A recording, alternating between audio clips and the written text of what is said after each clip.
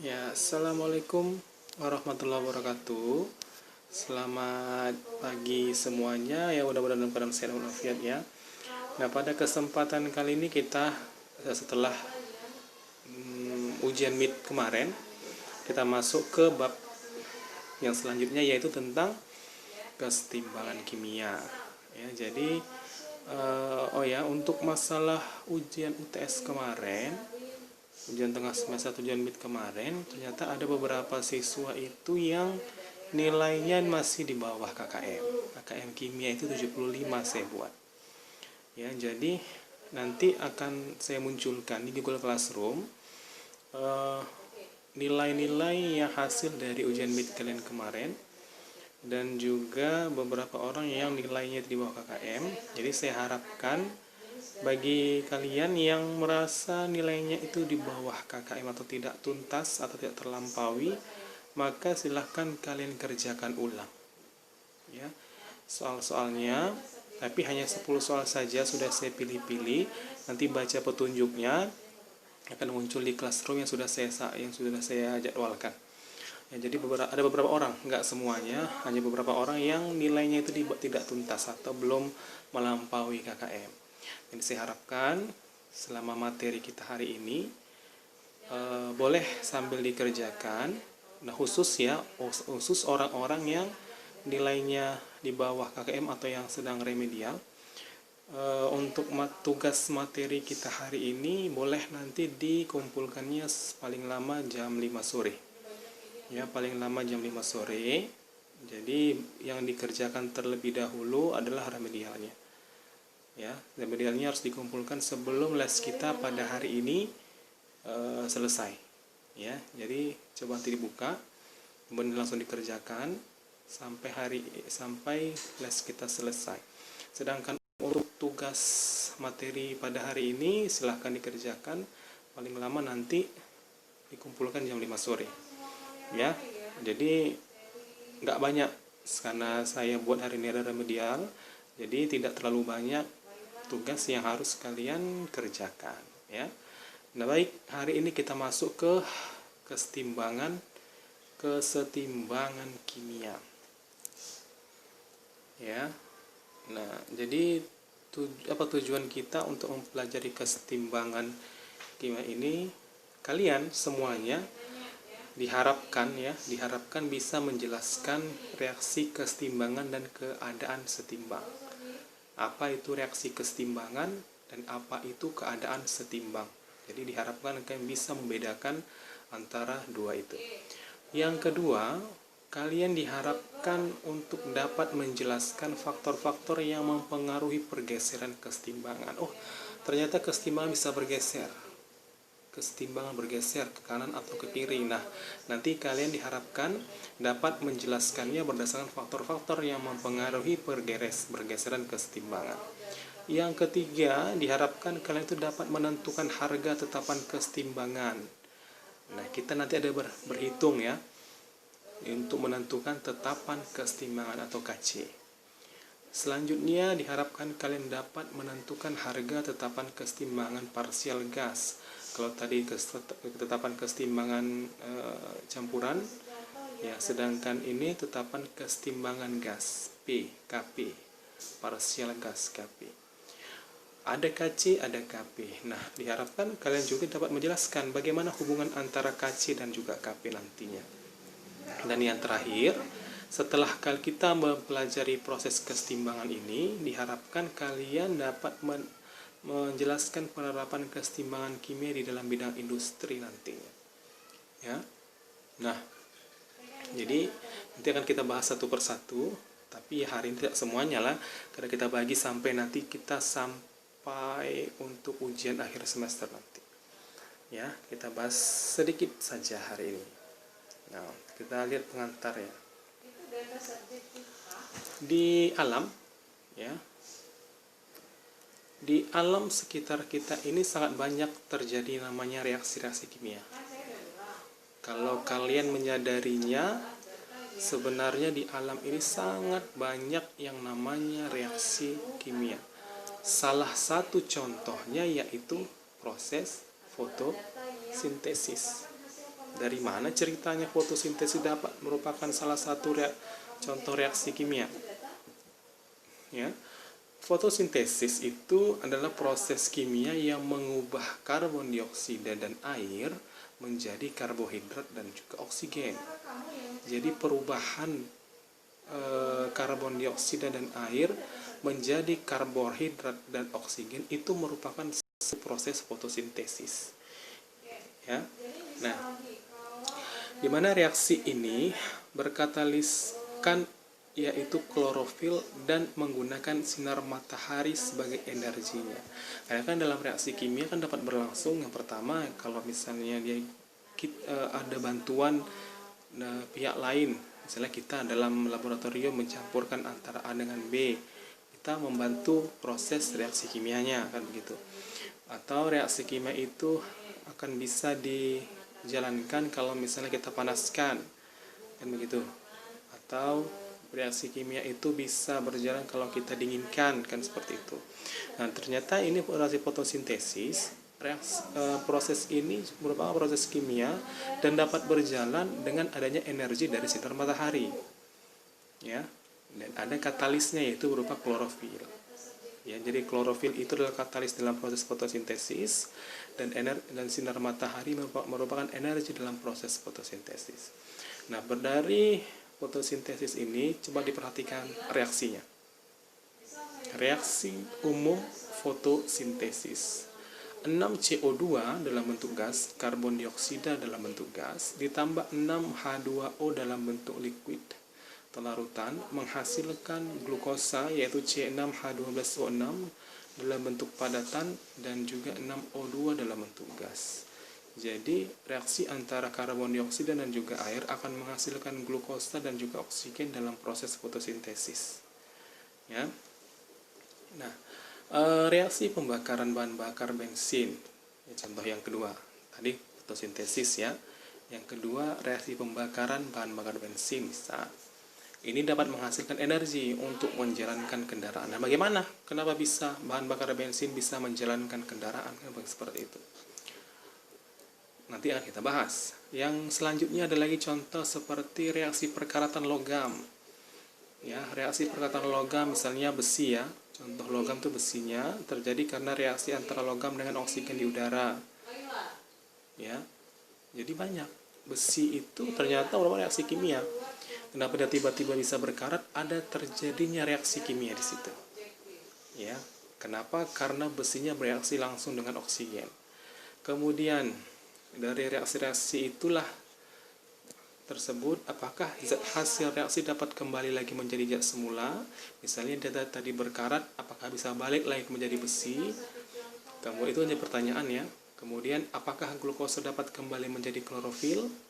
Kan begitu. Tadi kan klorofil merupakan katalis dalam proses fotosintesis menghasilkan glukosa dan juga air. Apakah glukosa tadi dapat kembali lagi menjadi klorofil? Nah, apakah energi yang dihasilkan untuk menggerakkan kendaraan dapat kembali lagi menjadi bensin? Kan menjadi pertanyaan kan?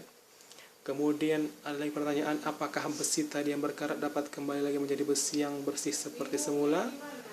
Nah, reaksi-reaksi inilah yang merupakan disebut reaksi kimia satu arah. Ya, reaksi kimia satu arah atau irreversible, yaitu reaksi kimia yang dimana zat-zat hasil reaksinya tidak dapat kembali lagi menjadi zat-zat semula. Ya, jadi glukosa tadi tidak bisa lagi kembali menjadi klorofil. Kemudian hasil perkaratan besi tadi tidak mungkin lagi bisa dikembalikan menjadi besi bersih atau besi murni, atau juga hasil pembakaran dari bahan bakar bensin tidak bisa lagi kembali menjadi bensin. Ya, itu disebut dengan reaksi kimia irreversible atau reaksi kimia satu arah.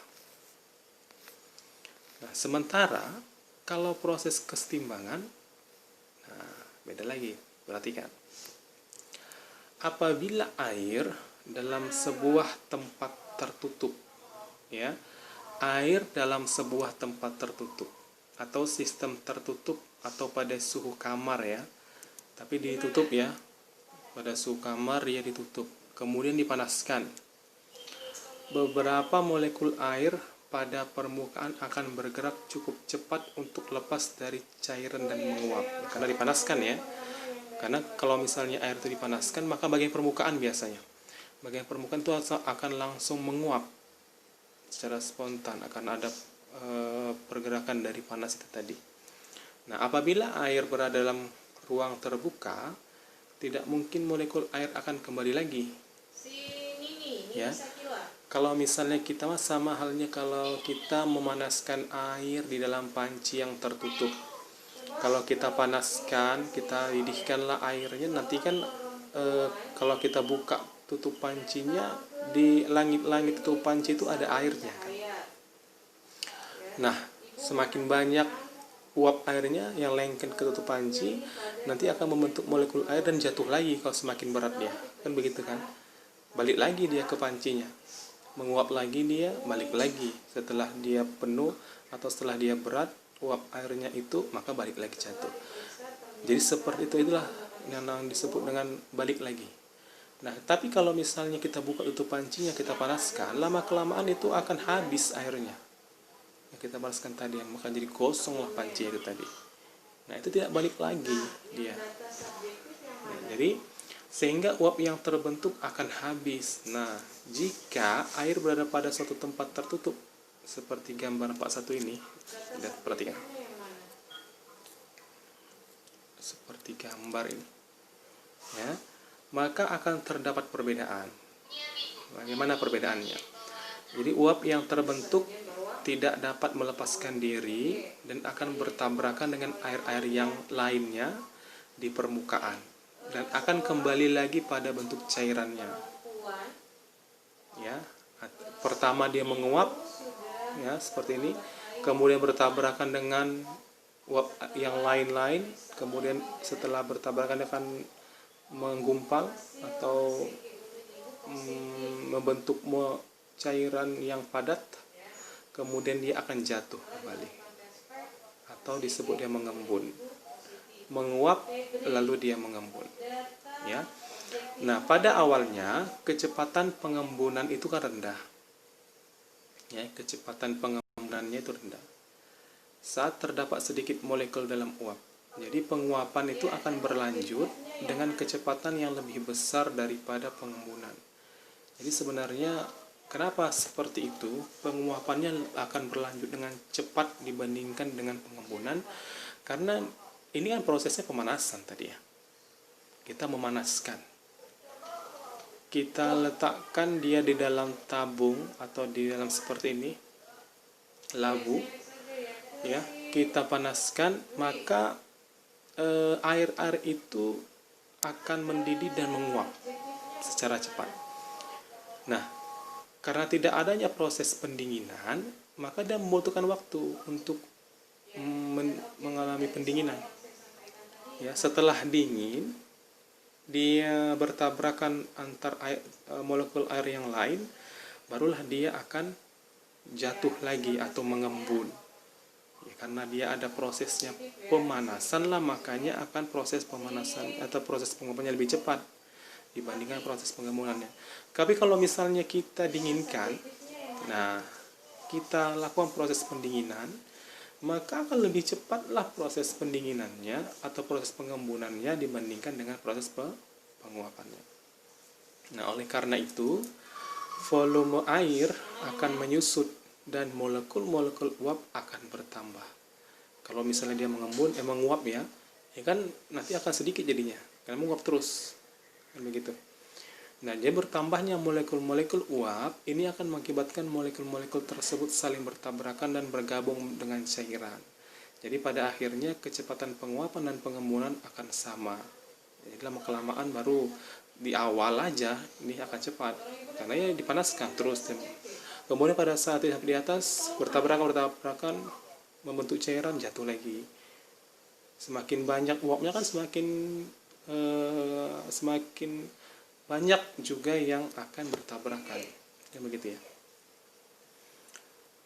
Nah, jadi keadaan di mana reaksi berlangsung terus-menerus dan kecepatan membentuk zat produk sama dan kecepatan penguraiannya, inilah disebut dengan kesetimbangan dinamik.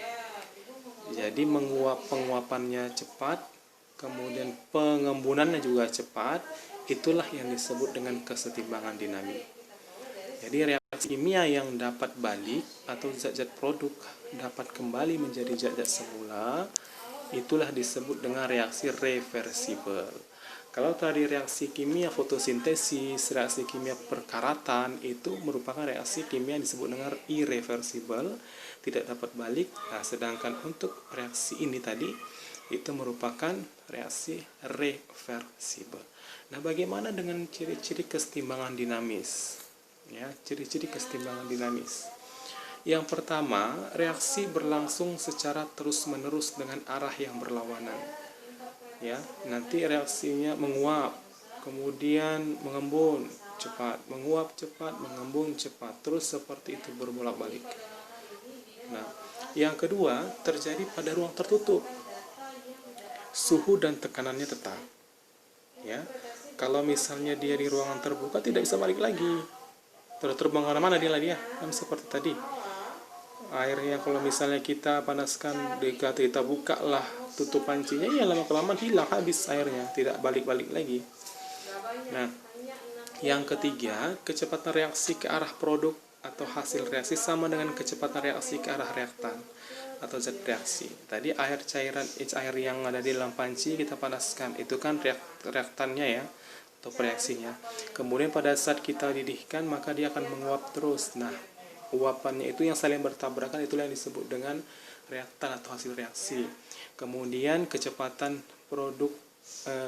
reaktan untuk membentuk produk ataupun sebaliknya, kecepatan produk membentuk reaktan itu harus sama kecepatannya, maka itulah yang disebut dengan reaksi reversibel.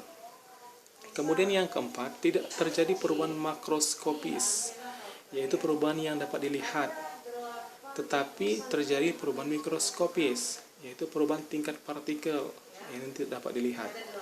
Yang berubah itu secara mikroskopis, bukan secara makro. Ya, kita melihatnya sama aja. Kalau misalnya kita kita pakai tadi panci tadi, kita didihkan, tapi tutup ya. Nah, kita merasa itu air tetap segitu-segitu saja. Ternyata tidak, ada beberapa uap yang itu keluar dari tutup panci. Nah, itu secara mikroskopis tidak bisa kita melihatnya. Ya. Kemudian, setiap komponen tetap ada. Yang nomor 5, tidak berkurang dan tidak bertambah karena di dalam ruang tertutup tadi. Ya.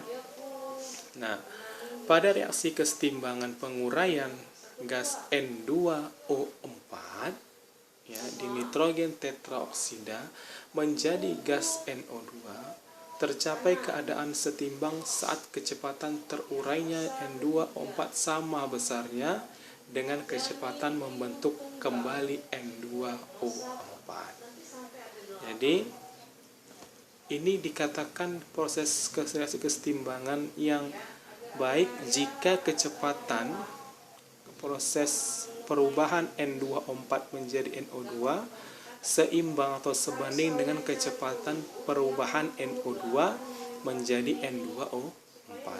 Nah, jadi untuk proses kesetimbangan atau reaksi kimia, reaksi kesetimbangan itu biasanya ditandai dengan anak panah bolak-balik ke kanan dan ke kiri. Ini menandakan bahwa reaksi ini merupakan reaksi kesetimbangan. N2O4 bisa membentuk NO2 dan NO2 bisa membentuk N2O4.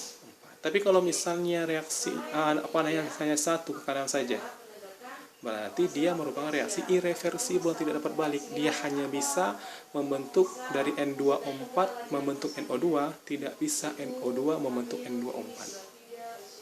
Jadi perhatikan penulisan reaksinya.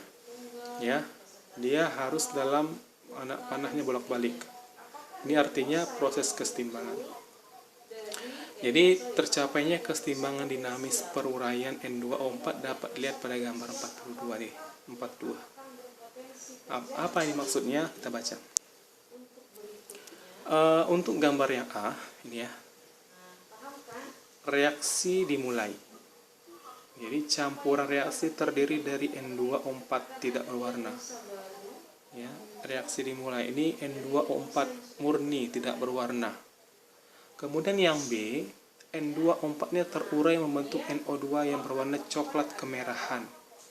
Yang B ini membentuk coklat kemerahan, warna campuran jadinya coklat.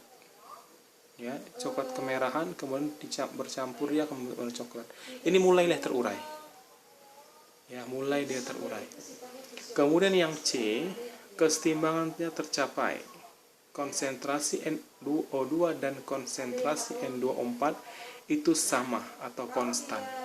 Dan warna campurannya juga mencapai warna yang final, warna akhir atau warnanya sudah mencapai jumlah yang sama. Ya, kalau dihitung jumlah yang merah, warna yang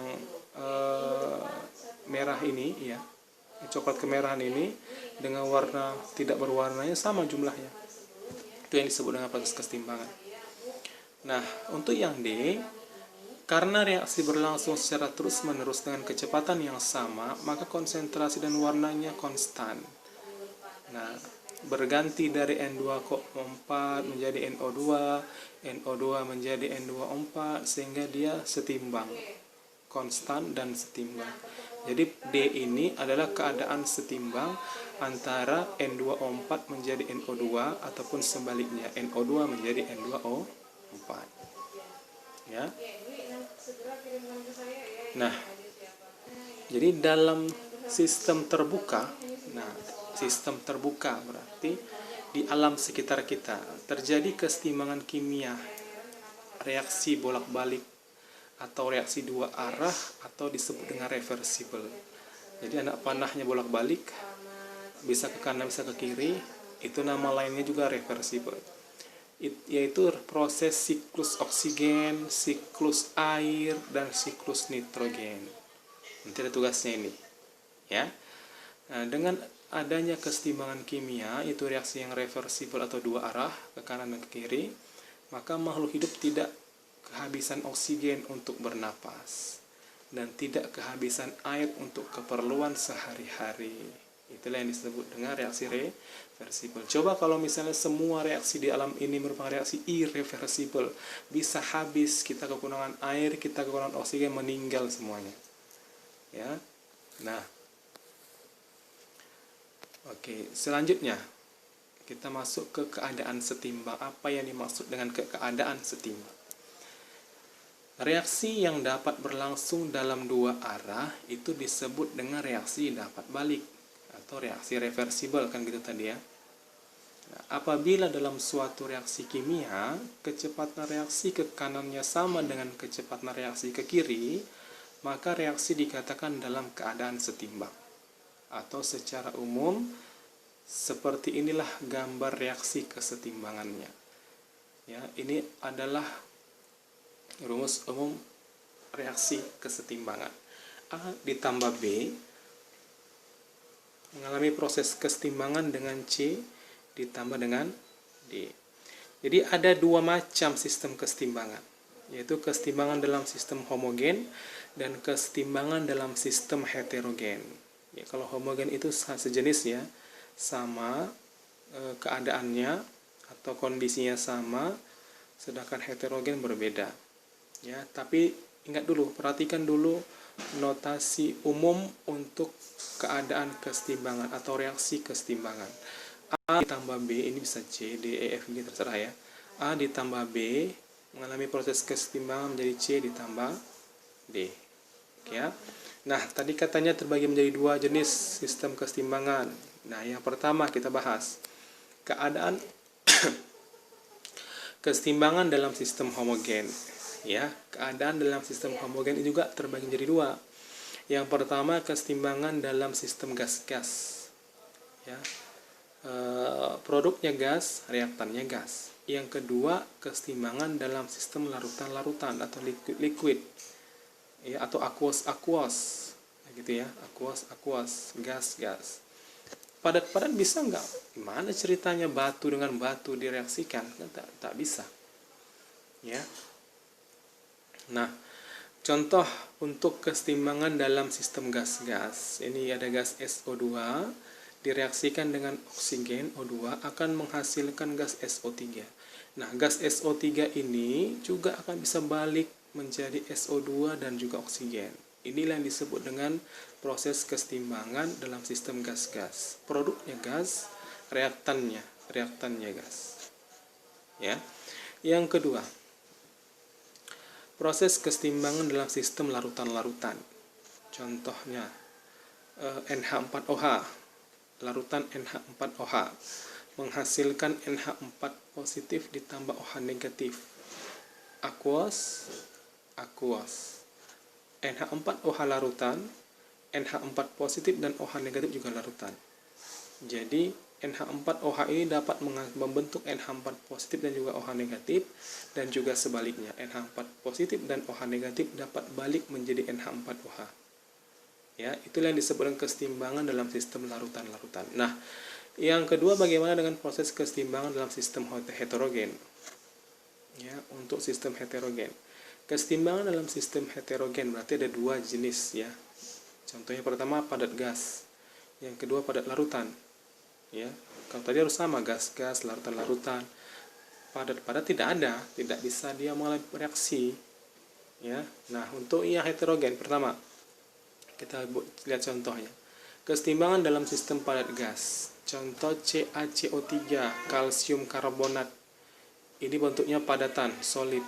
Ini dapat membentuk atau menghasilkan kalsium monoksida, kalsium oksida, atau dia dalam bentuk padatan, dan juga ada kalsium dioksida.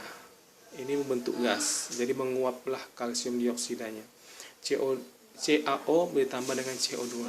Kemudian jika CaO ini bereaksi dengan CO2, dia kembali lagi menjadi CaCO3. Ya, CaCO3. Kemudian dua, kesetimbangan dalam sistem padat larutan. Ya, padat larutan. Jadi padatan dengan larutan. Contohnya itu BaSO4. Padatan BaSO4 akan menghasilkan suatu larutan Ba2 positif ditambah dengan SO4 2 negatif. BaSO4 dalam bentuk padatan, kemudian Ba2 positif itu larutan, dan SO4 2 negatif itu juga larutan. Jadi akan kembali lagi dia balik BaSO4 menjadi BaSO4 dalam bentuk padatan. Jadi inilah disebut dengan proses kesetimbangan heterogen yang sistemnya padat larutan. Yang terakhir, kesetimbangan dalam sistem larutan, padat, dan gas. Berarti tiga keadaan dia bercampur ya. Contoh, CaHCO3 dua kali. Ya, CaHCO3 dua kali, ini bentuknya larutan. Kemudian dia akan bisa berubah menjadi CaCO3 dalam bentuk padatan, dan H2O dalam bentuk cairan, dan CO2 dalam bentuk gas. Jadi inilah yang disebut dengan proses kesetimbangan heterogen dalam sistem larutan padat gas. Jadi ada tiga proses atau kesetimbangan untuk dalam sistem heterogen. Ada sistem padat gas, ada sistem padat larutan, dan ada sistem padat gas larutan. Ya, sedangkan untuk sistem yang homogen ada dua saja, gas-gas dan juga larutan-larutan. Oke, sampai di sini dulu pertemuan kita pada hari ini.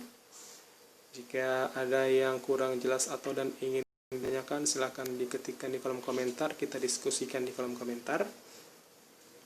Dan jangan lupa tugas-tugasnya dikerjakan yang sudah saya buatkan. Jangan sampai lewat dari les kita jam hari ini. Ya. Nah, sampai di sini saja. Saya akhiri. Assalamualaikum warahmatullahi wabarakatuh. Selamat pagi semuanya.